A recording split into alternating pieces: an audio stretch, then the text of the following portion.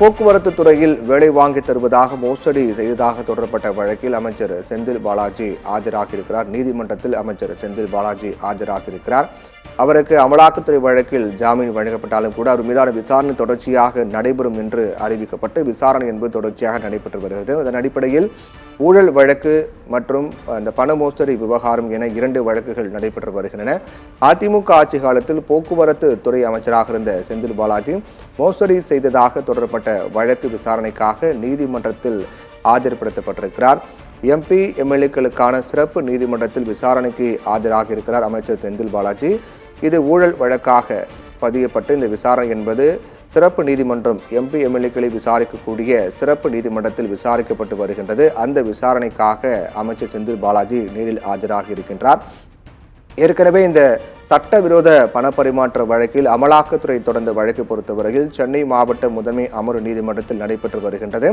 அந்த வழக்கில் அவருக்கு ஜாமீன் வழங்கப்பட்டாலும் கூட வழக்கு விசாரணை என்பது தொடர்ச்சியாக நடைபெற்று வரும் என்று பல்வேறு நிபந்தனைகளோடு உச்சநீதிமன்றம் செந்தில் பாலாஜிக்கு ஜாமீன் வழங்கியிருக்கிறது.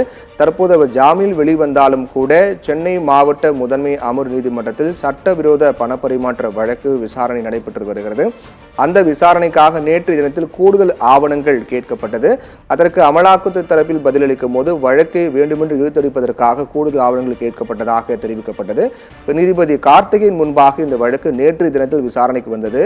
அப்போது இந்த வழக்கு தொடர்பாக இருதரப்பு வாதம் கேட்ட நீதிபதி கார்த்திகேயன் வருகின்ற வாரத்துக்கு தொடர்பாக தீர்ப்பு வழங்கப்படும் கூடுதல் ஆவணங்கள் கோரி செந்தில் பாலாஜி தரப்பு தாக்கல் செய்யப்பட்ட வாதத்தின் அடிப்படையில் வருகின்ற வாரத்தில் இதற்கான தீர்ப்பு வழங்கப்படும் என்று தெரிவிக்கப்பட்டது.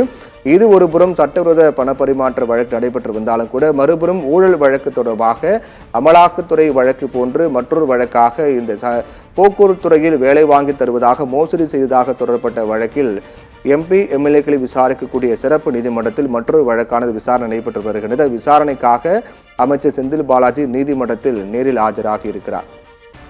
அக்டோபர் 2 விசிக மகளிர் விடுதலை இயக்கம் நடத்தும் மது மற்றும் போதைப் பொருள் ஒழிப்பு மகளிர் மாநாடு. மதுவை ஒழிக்க மனிதவளம் காக்க அணிதிரள்வோம் வாரி. உளுந்தூர்பேட்டையில்